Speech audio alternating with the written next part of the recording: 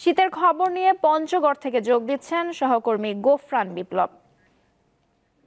বিপ্লব, পঞ্চগড়ে আজ শীতের তীব্রতা কেমন অনুভূত হচ্ছে আর জনজীবন কতটা স্বাভাবিক রয়েছে?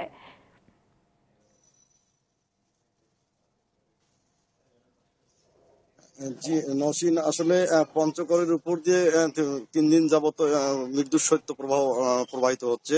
আজ সকাল 9টায় সর্বনিম্ন তাপমাত্রা 9.3 ডিগ্রি সেলসিয়াস রেকর্ড করা হয়েছে।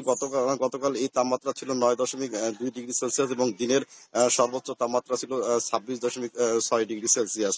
আজকে সকাল সকাল আমরা ঝলমলে রোদের দেখা পেলেও জনজীবনে কিছুটা স্বস্তি মিলেছে, কিন্তু আসলে এই রোদের তীব্রতা কিন্তু আসলে বিকেলের পরেই মিলিয়ে যাচ্ছে।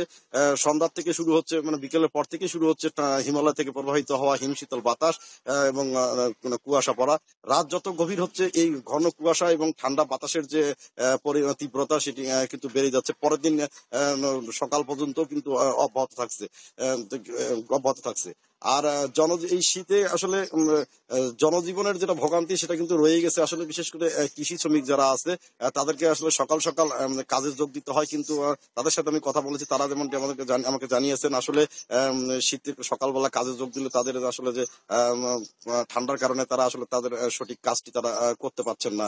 আমি কথা বলেছি ভ্যান চালক, রিক্সা চালকদের সাথে, তারাও আমাকে যেমনটি জানিয়েছেন আসলে ঘন কুয়াশার কারণে তারা সকালবেলা তাদের বাহন নিয়ে বের হলেও তারা আসলে সঠিকভাবে দেখতে পাচ্ছেন না।